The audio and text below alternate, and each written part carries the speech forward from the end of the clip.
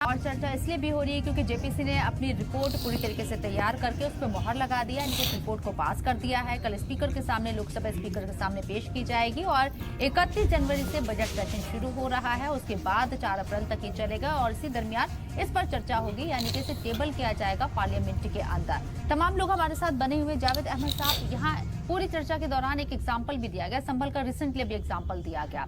इस पर आपका क्या कहना है? क्योंकि सरकार कह रही है कि वो जमीन जो वक्फ बोर्ड दावा कर रहा है वो गलत है और वो सरकारी जमीन है।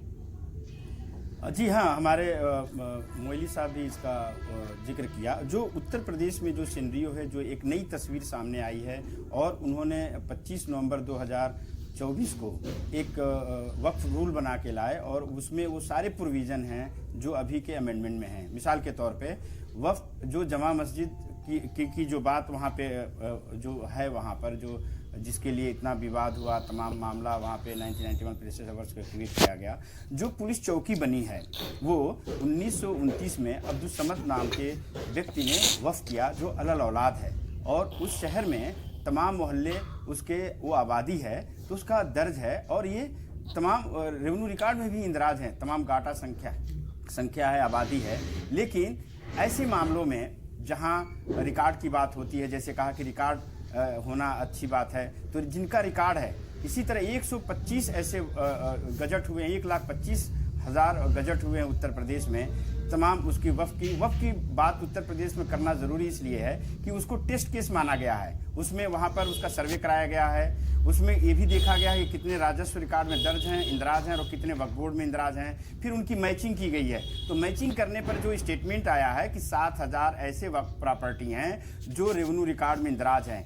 आखिर इस मरहले पे आने के बाद उस बिल में जो प्रोविजन है वो डायरेक्ट उस पर हमला है। मिसाल के तौर पे कि संभल के जमा मस्जिद के सामने जो पुलिस चौकी बनी है, वक्फ बोर्ड और रेवेन्यू रिकॉर्ड में उसके दोनों ही इंदराज वैलिड हैं और वो एक तरह से मुरादाबाद कमिश्नरी में भी वैलिड हैं। उसके वक्फनामा है, उस वक्फनामा के बाद भी जो लोकल प्रशासन है उसको नहीं कंसिडर करता है।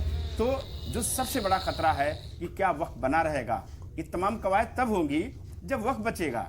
तो जो डिफिनीशन है इस वक्त कि सरकारी ज़मीन, जो डिफिनीशन है, जो डिफिनीशन में ये बताया गया है कि government, semi government, local government, जितने ऑफिसेज अगर वक्फ की संपत्तियों पे बना है, उन संपत्तियों आप खदशा जाहिर करें डीएम को जो मजीद इख्तियार दिए गए हैं या वक्फ प्रॉपर्टीज को लेकर, उसकी तरफ आप खदशा जाहिर कर रहे हैं? जी, डीएम को लेकर जो मजीद इख्तियार दिए गए हैं वक्फ प्रॉपर्टीज को लेकर इस बिल के जरिए, उसकी तरफ आप इशारा कर रहे हैं? जी, ये अधिकार के उस तरफ भी इशारा है और जहाँ पे नहीं मानने की एक बात है। जैसा कि एक चीज होती है मनसा, जैसा बात किया आपने किसान बिल पे, तो सरकार की अगर मनसा अच्छी है और जितने उनके घटक दल हैं, जैसा कि हमारे साथी ने कह रहे थे कि जिन पे उम्मीद है, देखिए फोरम की तरफ से 3 और तमाम मिली तंजीमों से कोशिश हुई है कि तमाम उन घटक से मिला गया है जो सेकुलर निजाम के हैं, तमाम उन लोगों से मिला गया है जैसे चिराग पासवान या जो जेडीयू की जो सरकार है या चंद्रबाबू नायडू हैं, इनसे फोरम की तरफ से लाखों ट्विटर और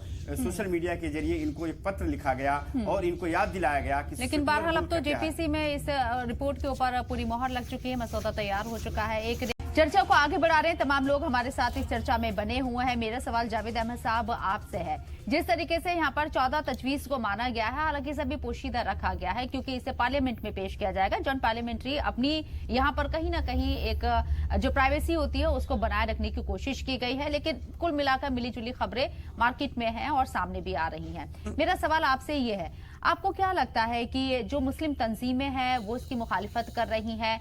आप बीजेपी बिल लेकर आई है, इसकी मुखालिफत होना लाजमी है? 44 के 44 तजवीज के ऊपर नाराजगी जाहिर करना कितना सही है? कहाँ किस पॉइंट पर बातचीत हो सकती है?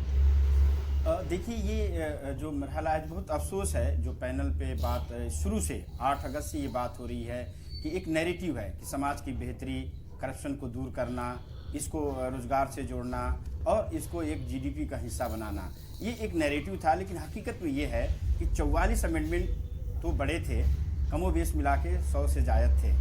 इनमें जो अभी जो तब्दील है कि 14 जिसकी आप बात कर रही हैं वो भी खुल के सामने नहीं, क्योंकि रिपोर्ट का हिस्सा है, पोशीदा है और ये टेबल होने के बाद पता चलेगा।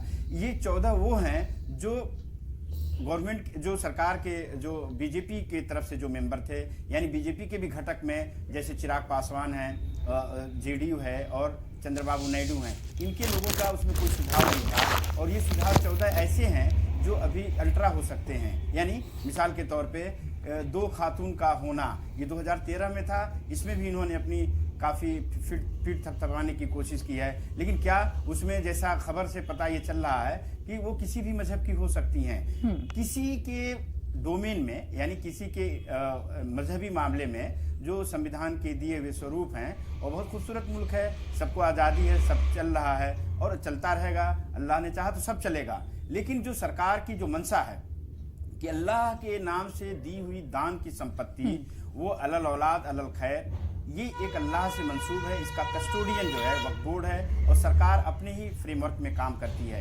तो 14 जावेद साहब, अगर गैर मुस्लिम बोर्ड के अंदर शामिल होते हैं, मेंबर बनाया जाता है, जैसे कि ये तजवीज रखी गई है खुद यहाँ पर कि 2 गैर मुस्लिमों को भी जगह दी जाएगी, खदशा क्या है? क्या आपको लगता है कि मसला सॉल्व नहीं कर पाएंगे? ये खदशा नहीं है। देखिए ये बात जैसे क्रिश्चियन है, जैन है, पारसी हैं, बौद्ध हैं, हिंदू हैं, ये तमाम उन मजहब के डोमेन में भी ये बात जाएगी। ये तो शुरुआत है। देखिए कहाँ से बात शुरू हुई है। ये सरकार मुस्लिम वक्फ एक्ट की तो बात करती है। 1925 में सिख वक्फ एक्ट भी बना और आजाद भारत के बाद भी उसमें एक भी कोई भी अमेंडमेंट नहीं हुआ। लेकिन सूत्रों के मुताबिक ये पता चला है कि सरकार की जो मंशा है, राज्यों का जो अधिकार है, जैसे लैंड मैनेजमेंट और लॉ एंड ऑर्डर, उसके पीछे से बैक करके उनके सारे अधिकार को छीन लिया गया है। यहाँ चूंकि मामला लार्जर पर्सपेक्ट में था कि वक्फ, आपको मैं बैकग्राउंड भी ले जाऊं, 1359 फसली की बात होती है जो उत्तर प्रदेश में बहुत ही पैरवी की बात हुई है, उसके आंकड़े भी सामने आ गए। उसमें दरअसल हकीकत यह है कि 1952 में जमींदारी उन्मूलन एक्ट आया और जमींदारों से जमीन ये कह के ले लिया गया कि देश के वो लोग जिनके पास जमीन और लैंडनेस नहीं है उनको जमीन दी जाएगी। अच्छी बात है, लेकिन उसमें इनको ये बात थी कि वक्फ धर्मार्थ या किसी भी मजहब के जो धर्मार्थ थे, ट्रस्ट थे, उनको उसे बाहर रखा गया। लेकिन सरकार पूरी तैयारी से आई और इस वक्त अमेंडमेंट के नाम से इसको मेरी जो समझ है, जो मेरी स्टडी है कि वक्फ उन्मूलन एक्ट की तरह से इसको पेश किया गया है। और ये वक्फ उन्मूलन एक्ट का मतलब ये है कि जो बड़ी आसानी से इसकी नवैयत बदल के और कानून के एक फ्रेम में हम बड़ी आसानी से वक्फ के जमीनों को हासिल कर लिया जाएगा। अभी तक क्या था कि सरकार से या वो लोग जो रसूख वाले थे वो वक्फ के एकाधिकार उनका था, उसके साथ सरकार भी मिली थी। अब क्या है कि सरकार ही सबकी मालिक होगी। ये मसला आज खुलकर सामने इसलिए चर्चा हो रही है क्योंकि इसमें अमेंडमेंट होने जा रहा है, लेकिन इसमें कई खामियां हैं जो माजी में जो सरकारें रही उनकी तरफ से भी कोई पेशरफ्त इसमें सुधार की नहीं की गई। जावेद अहमद साहब, आप खुद लखनऊ में मौजूद हैं, हमने भी देखा है वहां पर, और आप चेयरमैन है वक्फ वेलफेयर फोरम से। 9 लाख एकड़ वक्फ प्रॉपर्टीज, लार्जेस्ट इंडिया की ये प्रॉपर्टीज है, 3rd नंबर पर। और यहाँ ये माना जाता है, खुद इमरान मसूद यहाँ पर कांग्रेस से मेंबर ऑफ पार्लियामेंट कहते हैं कि 90% रजिस्टर्ड नहीं है वक्फ प्रॉपर्टी। कितना बड़ा खतरा आपको लाहक नजर आ रहा है या फिर पारदर्शिता आपको नजर आ रही है? जी बिल्कुल दुरुस्त फरमाया आपने। और जो जेपीसी की तमाम मैराथन हुई है पिछले 6 महीने में, आप देख सकती हैं दिल्ली हेडक्वार्टर में मीटिंग्स हुई, मुख्तलिफ राज्यों के हेडक्वार्टर में मीटिंग हुई। जो नटसेल इसमें जो सामने आना था कि जो इनकी प्रपोज्ड बिल थी उसमें इन्होंने किसी भी तरह के अपने आप को तब्दील करने के लिए बहुत ही नाकाफ़ी कोशिश हुई इस पूरे मैराथन से। मिसाल के तौर पे कि उत्तर प्रदेश ने बहुत ही अपने हिकमत से एक सर्वे कराया और उस सर्वे में उसने एक आंकड़े प्रस्तुत किया जिसमें वो बताने की कोशिश कर रहा है कि जो 1987 में जो सर्वे डिपार्टमेंट के ज़रिए कराया गया था पूरे प्रदेश में, उनकी तादाद 1,20,000 कमोबेश तादाद थी। उसका सर्वे के बाद जो वक्फ अमेंडमेंट एक्ट 2013 और 1995 के मुताबिक उसमें जो भी वक्फ अमलाक वक्फ बोर्ड में दर्ज होते हैं उसकी 6 महीने के अंदर रेवेन्यू डिपार्टमेंट को अपने रिकॉर्ड में उसको इंदराज करना अनिवार्य था। इन केस अगर वो नहीं करता है 6 महीने के मरहले में तो वो मान लिया जाएगा कि वो म्यूटेशन हो गया। अब इसमें यहाँ गैप है। अगर 1987 से अगर कोई गजट सरकार के महकमे ने किया जिसमें डीएम शामिल था, उसमें पूरी प्रोसेस में वक्फ बोर्ड के अधिकारी और उसके मंत्री और डिपार्टमेंट शामिल थे। अगर ये कहीं ना कहीं अगर कोताही हुई है और किसी के मतलब गैर जिम्मेदाराना एक्शन से अगर वक्फ संपत्तियों का वक्फ रेवेन्यू रिकॉर्ड में अगर इंदराज नहीं है तो उसको गलत कैसे कहा जा सकता है। और वो एक डर और खौफ पैदा करने के लिए एक माहौल बनाया गया कि वक्फ की संपत्तियां सिर्फ 7,000 ही वक्फ रिकॉर्ड में और रेवेन्यू रिकॉर्ड में मैच करते हैं। इसमें किसकी खामी है और ये जानना बहुत ज़रूरी है। हमारे आपके दर्शकों को मैं बताना चाहूँगा कि रेवेन्यू डिपार्टमेंट ज़मीनों का मालिक नहीं होता है। उसका काम है कीपिंग ऑफ द रिकॉर्ड। वो किसी भी डिपार्टमेंट का हो, सेना हो, पीडब्ल्यूडी हो, तमाम ऐसे ज़मीन की नवैयत स्टेट में जो होती है वो अपने रिकॉर्डों की नवैयत को दर्ज करता है और उसको कीप करने का काम है। वो मालिक नहीं हो सकता। वक्फ के केस में संविधान के दिए हुए शक्तियों से जो यूनियन गवर्नमेंट ने पार्लियामेंट में 1995 एक्ट बनाया उसमें 2013 में अमेंडमेंट हुआ। अभी 2024 का जो मौजूदा जो सरकार अब जेपीसी के जरिए आज वो फाइनल उसका ड्राफ्ट कर लिया, उसमें खामियों से भरा हुआ है। एक खामी, अगर 2 खामी 3 खामी की बात हो, जहां 44 अमेंडमेंट हैं और उसमें 14 भी ऐसे अमेंडमेंट बाद में बीजेपी के मेंबरान से लिए गए जो और डिटरेंट है। मिसाल के तौर पे सरकार बहुत ही प्लीजेंट माहौल में ये कोशिश कर रही थी समझाने के लिए मुसलमानों को कि उसमें अलग अलग और वक्फ बोर्ड क्रिएट किया जाए। फिर पासमानदा की बात कही। हकीकत ये बात नहीं है। जब वक्फ का वजूद नहीं रहेगा तो किस पासमानदा को आप देना चाहते हैं। इसमें एक और जो सबसे बड़ी कड़ी है जो समझने की है कि जो कब्जेदार हैं उनको क्लीन चिट मिलेगी।